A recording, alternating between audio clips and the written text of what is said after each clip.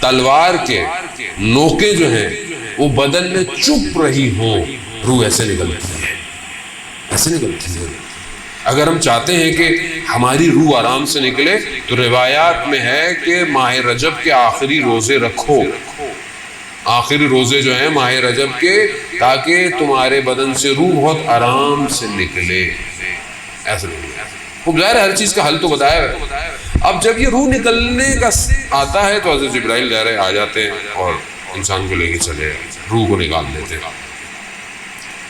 آیت اللہ قم شہی فرماتے تھے مفسر قرآن کہ روح مجرد ہے، دوسرا عالم، بدن مادہ ہے اس عالم کا۔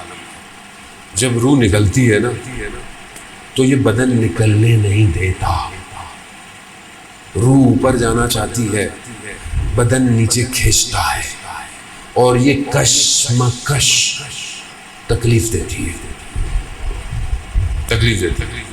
وہ کہتے ہیں جتنا تم دنیا میں ڈوبے رہو گے، مرتے وقت یہ روح کو کھینچے گا، اور یہ عمل اتنا لمبا چلتا ہے کہ جو انسان کی زیادہ خواہش ہوتی ہے اس طرف روح کو کھینچا جاتا ہے، اور یہ تکلیف دہ عمل ہوتا ہے،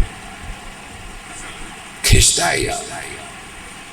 اور اگر آپ ساری زندگی پروردگار کی طرف تو روح بڑے آرام سے نکل جاتی ہے، آرام سے اوپر چلی جاتی ہے۔ اب 4 تحفے جو ہیں وہ حضرت جبرائیل کو دینے ہیں، رسول خدا نے فرمایا۔ رسول خدا فرماتے ہیں کہ پہلا تحفہ جو ہے وہ جو حضرت جبرائیل کو چاہیے وہ یہ ہے کہ آپ نے اپنی زندگی میں کسی کا حق نہ کھایا ہو۔ اگر آپ نے کسی کا زندگی میں حق کھایا ہے تو یہ پہلے گیٹ پہ ہی آپ کو مشکل شروع ہو جائے گی۔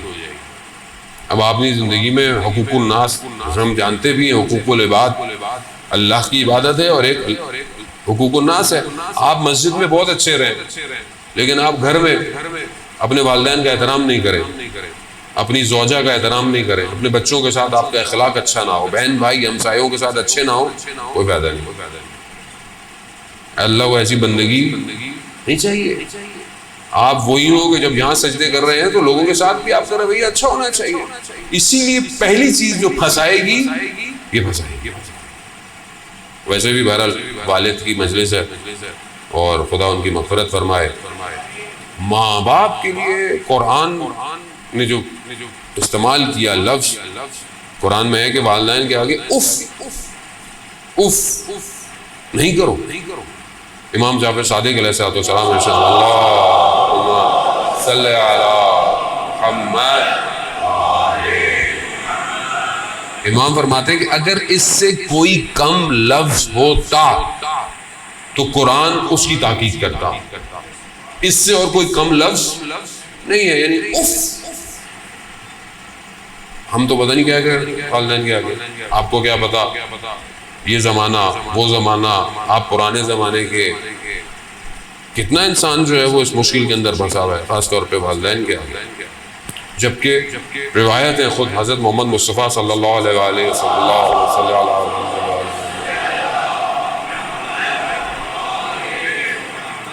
خود رسول خدا ارشاد فرماتے ہیں کہ والدین والد کے آگے، خاص طور پہ والد کے آگے تواضع کے ساتھ رہو، والد کو اس کے نام سے مت پکارو، اور اگر چل رہا ہو تو اس کے آگے مت چلو، اور اگر تم بیٹھے ہوئے ہو وہ آ جائے تو کھڑے ہو جاؤ۔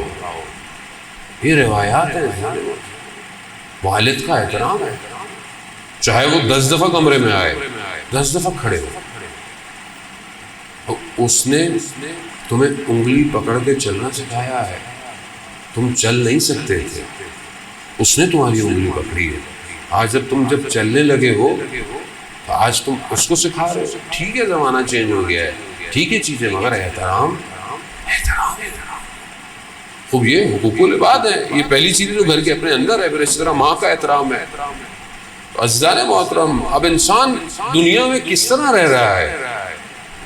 گزر گیا برابر میں سے، کسی کی گاڑی پہ نشان لگا دیا، چلتے ہوئے میں گاڑی کھڑی ہوئی تھی، آپ گزر گئے، نشان لگ گیا، آپ نے بولے جلدی جلدی نکل جاؤ پتہ نہیں چلے۔ قیامت میں یہ نشان پھنسا دے گا، پھنس جائیں گے۔ وہ شخص آئے گا بولے گا اس کا جو نقصان کیا تھا مجھے دو. اب آپ وہاں کہاں سے دیں گے؟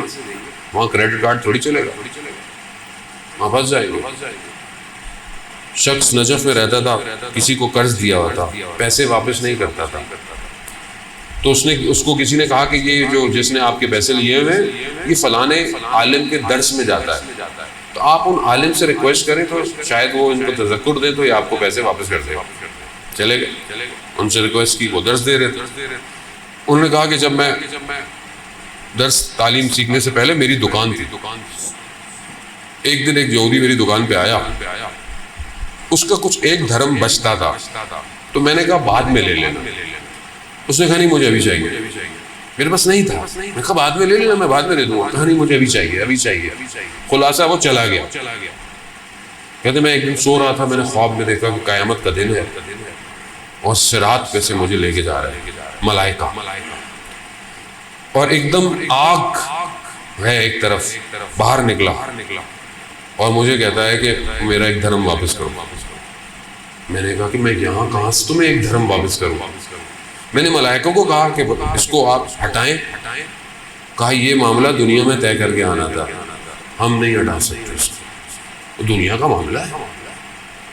خواہ میں نے بہت کوشش کی مگر نہیں مانا. اس نے کہا بھائی ایک شرط ہے، یہ جو میں آگ میں میری انگلی جل رہی ہے نا، یہ میں تمہارے سینے میں لگانا چاہتا ہوں.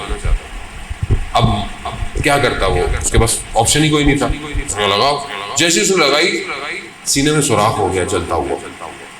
جب یہ اٹھا ایک دم تو اس نے دیکھا اس کا سینے میں سیاہ داغ، اور اس نے درس میں کھول کے دکھایا کہ یہ وہ ایک دھرم ہے. عزیزان ہم نہ جانے پتہ نہیں کس کا کتنا آگ کھا جاتے ہیں، کتنا چلتے چلتے ٹھیلے پہ سے کوئی چیز اٹھائی کھا لی چکھنے کے چکر میں، بغیر اجازت کے، بغیر اجازت طلب کیے، دو چار وہیں کھا لی پھر تلوا لیا. تو کم از کم ان دو کو بھی تلوانا چاہیے تھا، یا حلالیت طلب کرنی چاہیے تھی. بہت بڑے عالم دین تھے، بچے کی تربیت کی، کہیں بچے کی تربیت میں کہیں عمل میں مشکل نظر آئی، بہت پریشان ہوئے. کہا میں نے اس کو حلال لقمے سے بڑا کیا، میں نے اس کی اتنی تربیت کی، یہ مسئلہ کیا ہے؟ اپنی زوجہ سے پوچھا کہ کیا آپ سے کوئی غلطی ہوئی؟ کہا نہیں.